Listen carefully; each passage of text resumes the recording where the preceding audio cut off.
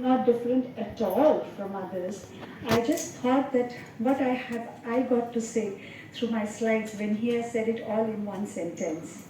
So today's day is very special for me because usually I do not talk on this topic. My work is mostly focused on neurophysiology of autism, and since I've started working through dance and movement therapy also, I try to talk about how we like to work through that mode of therapy and how it works.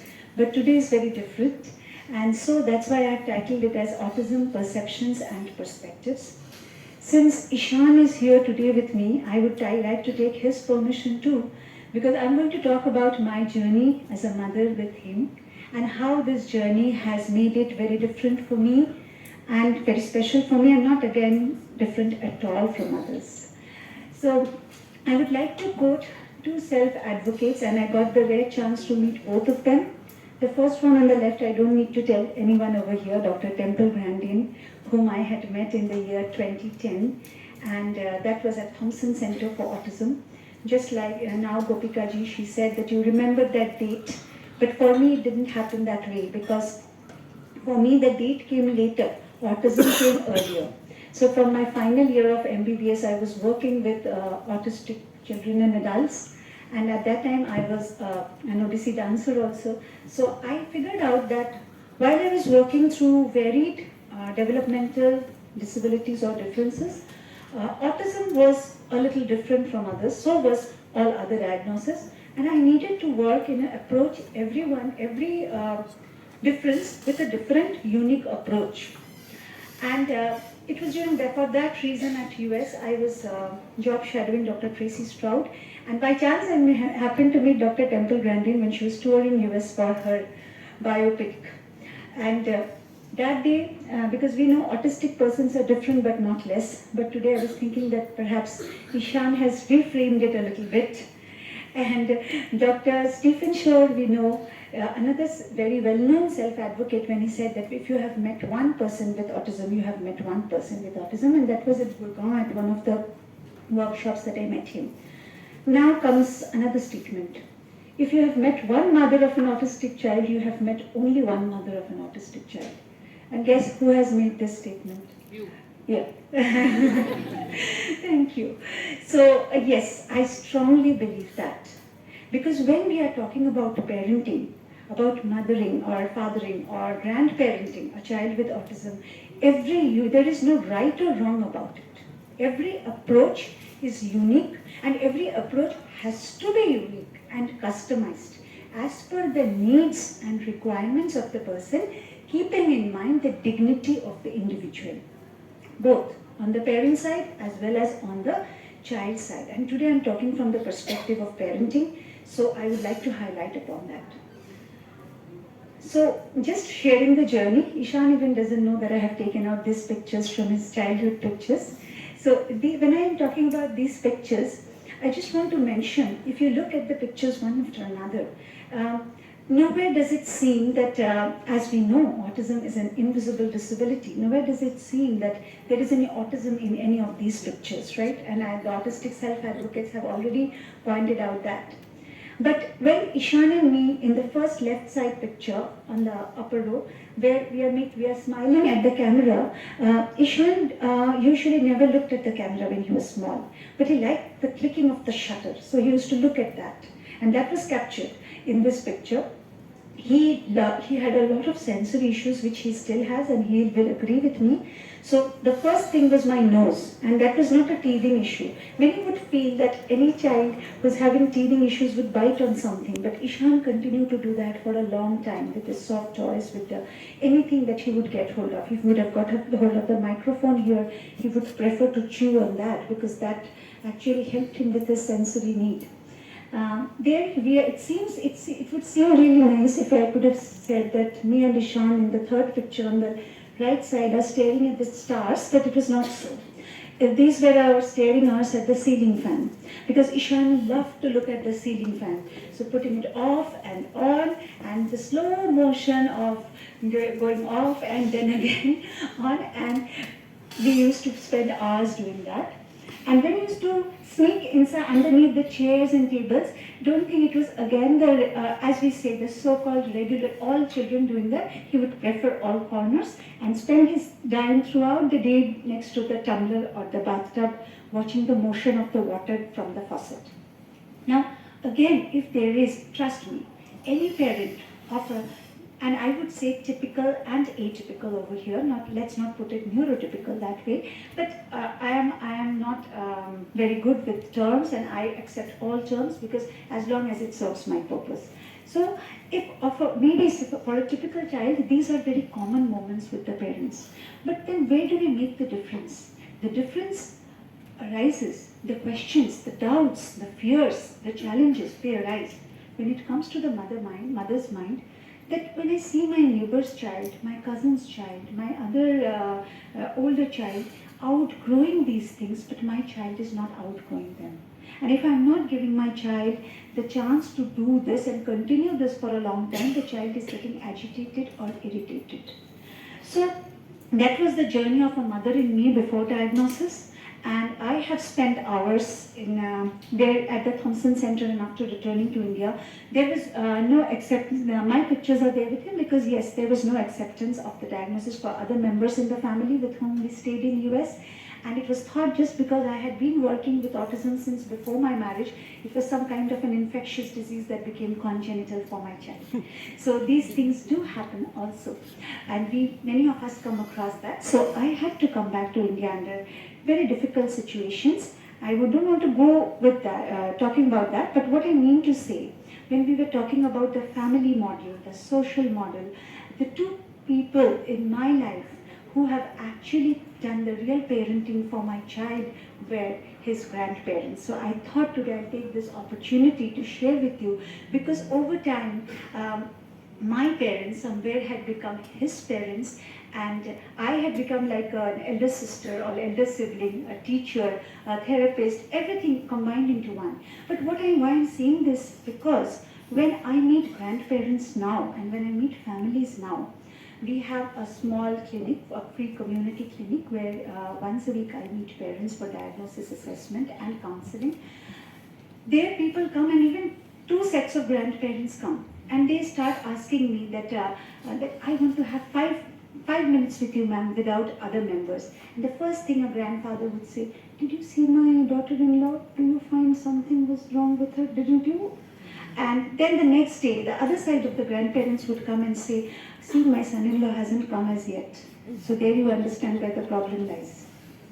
So that is a common thing. So, and again, you see, there is so much conflict that goes on with us also with our own parents. Because our parents were not comfortable or accustomed to the different therapies that are out there. My father asked me, what does an occupational therapist do? Is it some kind of an acupuncture or physiotherapy? And it is not that he's not educated. He was very highly educated and a very well-placed government officer. But he was not sure about what these therapies are. So we have hard times actually raising our children among grandparents. But trust me, the other things that come with it, if we get this chance and this family model, we can really have it in our country, unlike in Western countries where people stay miles apart. So I just wanted to share that with you. And now, since 2015, I decided to have one big family together, just like we all parents do that. So Samya Foundation was formed, and right now we have about 252 families together receiving services, different kinds of services, and volunteering for other things in and around Kolkata and in the state of West Bengal. Now, the issues faced by families at different ages, I will go quickly over a few of these points. Now, diagnosis versus denial. I'm sure you all are very much familiar with this. But what I meant to say, denial at every level. Denial among parents. Just as Dr. Anaita mentioned, I really liked it. She said the body language of fathers with the stiff hands folded, that, okay, you are the next one to talk about autism? Probably not. But I realize where it comes from, because I have seen so many fathers coming and asking me, he will be or she will be normal na someday. They ask, that there's nothing wrong about it. But the point is that when the diagnosis happens, it gets easier for you to seek interventions. Many therapy centers, many community therapy centers, they refuse interventions if the child does not have a diagnosis. So diagnosis is really important, and it is important to know that there is some problem going on. Of course, problems are there, we cannot deny it. We may call them as challenges, we may call them neurodiversity, and I respect the word neurodiversity. But these are challenges. If addressed early, they might not be that much of a challenge in future life. That is what I mean to say. Medical treatment versus non-invasive therapies. We know non-invasive therapies, occupational therapy, speech therapy, special education, art-based therapies, they are all there, and most of them are validated therapies. But among medical treatment, me myself, from being a member of the medical fraternity, I would say that I feel somewhere, and of course there are valid reasons for that, strong objection, resistance, and I would say hatred towards the medical community from families. Now, why is that so? I wanted to figure out. Of course, there are non-validated practices, but trust me, in our MBBS curriculum when I studied, autism was perhaps only 4 lines in those 4 years of curriculum that we studied. Because, as Dr. Anita said, keeping in mind the vastness of the course and the huge spectrum of medical issues there, autism is actually a minuscule. But it is not a minuscule in our lives. It's a big thing. Yes, it takes 10 years, it takes 20 years for the model to change. Because keeping in mind the diagnosis of other things, keeping in mind surgery started from the time of Charaka in 1940s after the 8 case studies of Leo Kanner Asperger's got established. So you have to think with respect to that proportion of time, why it is taking time for the medical treatment to change. There are doctors like writing prescriptions like a list of medications. That's not right. But till now, there are only 2 drugs which have been validated for the practice in autism, aripiprazole and risperidone. Other drugs are used for symptomatic treatment, which is required for the child. So we do not know, most of us here, maybe not from the medical background, so doctors at times do come across as villains. I remember one special educator once training me when I was in parent training. She told me, see, one thing I want to tell you. Next time you teach your students in medical college, teach them more about autism. And I could understand that when it comes to a curriculum, it is not possible like that. Stem cell therapy, I don't know how many multiple times I have spoken to parents about how still it is not validated, and the research is going on various aspects of stem cell therapy. But still they would prefer to say, no, I've only bought tickets to US, to Duke University. Rest is all free, accommodation and research, everything. They come and tell me, I want to get my child an fMRI done. The reason I asked the question, why do you want? No, I want to see the signaling of the brain, where the brain is not picking up the signals. What would you do finding it out? No, I want to find it out. It will give me mental satisfaction. So, as we see that Google has helped us know a lot, but it has also provoked us to go too much into it, such that we don't realize how much a child has to go through if an MRI is done on the child. A child who cannot bear sound, like the ticking of a clock can make a disturbance, that loud sound while undergoing MRI, do we have an idea what we are subjecting our children to? So these are the issues. Let's understand that. Strong objection and repulsion from family members. Yes, we all know that. Grandparents say Einstein spoke at 8 years of age, and a lot of such examples. But here I believe that society does come forward if we also move towards a society and make them understand. First is, the example has to be set by myself. If they see that the way I am working with my child is working with the child, they will at some point of time understand. It is hard, it is not easy. Genetic studies and radiological findings. I told you about radiological findings, what's the parents' attitude these days. The reason I asked Dr. Anita about genetic studies at that time was not because of the fact that whether to realize it prenatally the child is autistic or not. Just to find out the genes or the group of genes that might have been till now proved to be responsible for autism because I'm not updated about that knowledge. Yes, research is important. Research is important for diagnosis. Research is important for us to know that where the problem lies.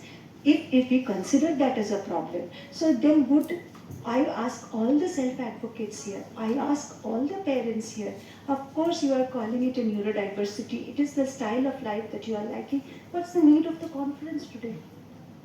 If it is not something that we want to address to, do we really need to have a conference for that? Do we really need to discuss about that? The reason we are discussing it, we want to address the issue. And that is why, of course, research, medical research is important. Medical community is not an enemy to the community of special needs. The way it is at times, because there is malpractice in every community. Every now and then I find parents complaining about therapists, about special educators, about schools, about doctors. There is malpractice everywhere, in every profession. But that doesn't make the profession itself or the practice wrong. Now, social life, we have seen how families fall apart, depression, psychosis, frustrations, lethargy among parents. And, well, parents, that is, I consider myself as one parent like that, social media dependence. I think this is becoming a huge, huge problem in today's world. Problem, I mean to say, yes. I will call a spade a spade. When I ask parents to come and talk to us, the first thing that they go is make a Facebook Live and talk about what happened at the counseling session with the sound of the child crying at the back. Then you give another phone to the child will stay glued to the phone and you stay glued to the social media, your social media involvement. Does it help any one of you? I'm asking this question. How much quality time? I see a parent who is asking that how much time, kitna time हम spend करें? Absolutely true. But जितना भी time बाकी है, उसमें अगर we can prioritize our time with our children, that will really help. I'm not telling parents don't do that, but this is coming across as a challenge. Well, again, getting back to Ishan, when Ishan was drawing, I used to find that he used to make these worlds and never any outline used to come. So I'm just going to make it short. I know we have time constraint. So when I saw that Ishan was admitted to school, but his pictures had some kind of a motion in it. Always there was some motion because he loved motion. And today is the first time I'm here with him at a conference because when 10 years back, if I think of bringing Ishan to this conference, perhaps till now he would have made 400 rounds across this room. So it doesn't happen in a day, it takes time. It takes time for us all to change. So what I'm trying to say, when he was in school, Ishan made a diagram of a plant like that. And this morning, I put these two slides from my other presentation to explain to you why I did so. Ishan could not draw a diagram of a plant. Till now, he can't do it. But he can do these pictures. When I was seeking for the reason for that there's problem in execution, I was met with a lot of explanations, dyspraxia, apraxia, and me myself as a doctor, I'm saying I was confused. But then I happened to speak to one self-advocate, and he told me, do you know how we look at things, how we perceive things? When I am looking at the fruit, I'm not sure if all the self-advocates here will agree with it. He's told me sometimes we see things in motion. Sometimes we see the leaves are moving. The movement of the leaves are more because we know that they have focused vision at times, all our autistic people. And he said, when I'm looking at the leaves, I'm looking at the flowers, I'm just looking at it separate from the stem. I don't know till now, because Ishan hasn't explained me how he looks at the plant, but maybe that is, so if we are perceiving the world in a different way, our outcome is going to be different. That's what I mean to say. Because once Ishan had asked me the question that when he was learning about layers of the atmosphere, he had asked me where from the sky starts. Which layer of the atmosphere? Troposphere, stratosphere, ionosphere, exosphere, and I could not answer him. He said, there's sky between you and me? I said, yes, there's sky between you and me. To the ant, we look like we are people in the sky. So it's a very relative concept. If you look at the picture on the left side, That was another drawing by Ishan, which left us all confused at what is that he wanted to say. But when I asked him, Ishan was 6 years, he had told me that I wanted to draw a samosa cut into half. Because I wanted to look at the masala inside, which I prefer scooping it out and eating out the entire that fried envelope around it. So thinking in dimensions, I learned from Ishan the perceptions of life. The reason I wanted to share these two slides with you, and just as many parents share, Ishan was able to speak about it so I could understand. If the person is not able to speak about it or write about it, maybe we would not have understood. So I'm not explaining the picture next to that because that is not relevant in today's discussion. So then I realized that how through Samya Foundation I can start services for our children. So we still have regular dance movement therapy sessions, community training programs, mothers meets and parents meet. I'll tell you why these are important. Grandparents meet, our art and music workshops for children, and I have talked about you. Yeah, 5 minutes, I'll complete it. Free clinic and awareness programs. So if you look at the dance movement therapy sessions, you will get an idea of it. There are many of the videos. If you want to see on YouTube, you can get an idea. So here, the mothers meets and parents meet. I remember ma'am you mentioning कि कितना करे सारे दिन में इतना कुछ करते हैं फिर भी therapy करना है. The reason I started doing these parents meet was when I used to come back from the therapy sessions, I used to be very confused. That what am I going to do? By the time I would sit before my child on the table with all the tools and toys, he would just spank at all of them, everything up in the air, and I used to be mad at him that how can I work with you? How? I used to be mad. Yes, I am a human being. I used to be mad at certain situations without a frustration that I am taking out so much time, and I was working 2 jobs as a single mom to support my child's therapies and ourselves. It was not easy. 4 night jobs, 4 night duties in the critical care and 6 days a job at a research center. Yes, we have lives like that. And the child, as a child, also needs to know that this the parent is doing. Of course, the child doesn't come to this earth on his or her own, but just as our parents have always taught us that the sacrifices parents do make for their children, our children need to know that yes, parents are making a life good for them, for which they also are putting in their efforts. Parents are not to be blamed all the time, neither the children are to be blamed. It happens both ways. So when we do this parents meet, I decided that how to customize it for every children. Every part of the therapy or training sessions that I learned was not required for Ishan. So then I asked that let all mothers get together after any workshop, after any conference we attended, and we used to recapitulate what we learned. And then decide based on case studies that how we can customize it. We have to be practical at one point of time. We decided to have online grandparent sessions, and that is the day I realized that this denial in our minds that grandparents are against therapies is wrong. Grandparents are having a harder time than us, the parents, because they're worried about 2 generations, their grandchildren and their own children. What kind of life are they going to leave behind for them? And their health is not giving way to them to work so hard. So we also started community training programs, going to local fairs. I was not a very big supporter of bringing celebrities, though that also works. But we tried to go to local fairs, to the balloon seller, to making, those local clubs, bringing people there and bringing therapists there also and doing these training sessions. And then if you look at that balloon seller where the gun, you shoot the balloons with the gun, he told me, oh, I read the pamphlet now and I understand this is autism. Actually, I have a grandchild and this is our family business. And whenever he looks at the balloon and the gun, he runs away, he cries, he bangs his head, and we don't understand what's the problem with him.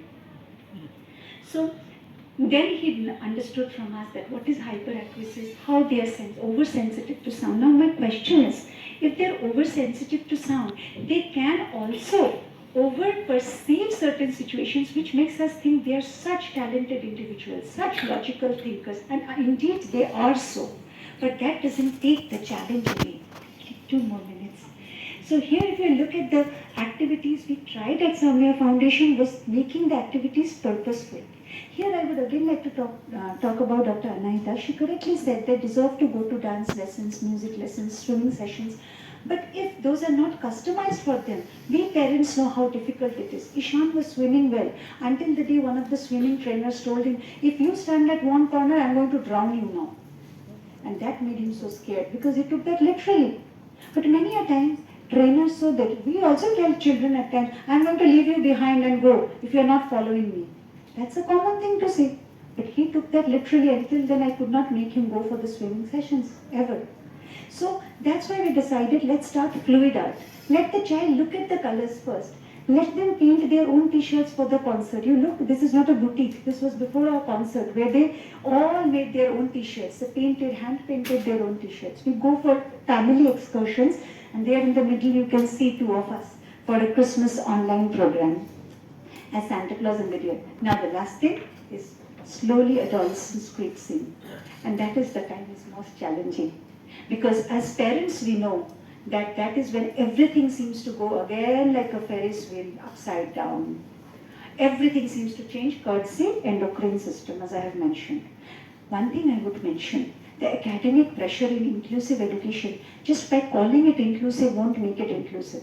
Because most of the time in most of the states, education is still under social service, not under the education department. Now things are changing, but the hiring of special educators is too less as compared to the requirement. What would they do? Ishan himself said that I'm scared of exams. Shreyash himself said that I'm uncomfortable about exams, about giving exams in other rooms, but they have to go through the same inclusive curriculum. When my son says, I love numbers, he's really good at calculations, but as a mother, I am thinking of putting him into basic maths. Why? Because maths is all about English language also when it comes to story sums and problems. Comprehension, word blindness, big challenge for persons with autism. How do we fix that? We have to fix it, taking the word fix in a positive way. So, and then again, that is the age most of them encounter seizures, aggressions, frustrations. These are all tips of the iceberg. And that by that time they are living with an autism expert parent on social media, just like me. Trust me, it is not easy. Because today we have heard their perspectives when my son says, I am not at all different from others. How can I advocate for different but not less, which has been said by another self-advocate? So we try to work our adolescents, we volunteer with them, and there's a doctor's conference. We say the medical community is not realizing our problem, not really so. There was a group of neurologists who actually presented our children in one of their programs and talked to them about their own issues, about self-advocacy. So, and last but not the least, as a parent, that's my observation, my last slide, where I have seen at 3 stages of age, as I discussed about childhood, adolescence, and a little bit about adult autism, I would say parents undergo these 3 stages. Number 1 comes depression, frustration, denial, all together, but the parent is young, physically can work. Next, depression and the denial camouflaged with some kind of defense mechanism. Oh, I know everything about autism. My Facebook live today is at 8 p.m. Please stay tuned. I'm going to talk about your problems. And everyone's hats off. You are an inspiration, role model, this, that. Whom is it helping, them or me? I don't know. The third part is, very sadly enough, because I see so many of them, really bright persons, but putting on parental ideas upon them. Our autistic persons are very bright. I know of a father who would just make their gestures with the eyes and make him type what he wants to be typed by him. Is it right? My question to you, is it right to make such unfounded beliefs believable to the community that my son is doing this, my daughter is doing this? Of course, leave it to them to express. If they are unable, there is tap to talk, there are other ways to present. But please leave them in the world that they are happy with. I think that is what my previous speaker in a previous session was talking about. But do we really do that? We put in our ideas. There's a parent I know who calls her son saint. And I know what he's going through a very rough period of adolescence where the elder sister is being subjected to certain acts by this child which is not at all acceptable at all. And the mother told me that he sees Divine Mother in his elder sister. And the elder sister, she told me, I really find it very difficult to return home. I don't want to be subjected to this by my brother. This is a reality. I'm talking a true life story. Do I call that boy a saint? Does he want himself to be addressed as a saint? But just the mother wants it? Please, it's time to think. I think as a mother, I don't want to land up there. And that's my request through this platform to senior parents. And yes, of course, the indomitable spirit to live. So, role reversal does take place for us, not perhaps in the way we think of it, but yes, our children do think about us, they do love us, they do respect us, because we have given them that unconditional love and respect. So, thank you so much. I have listened to my child. We all listen to our child. They gibberish speech and everything, but they do listen back to us too. Thank you.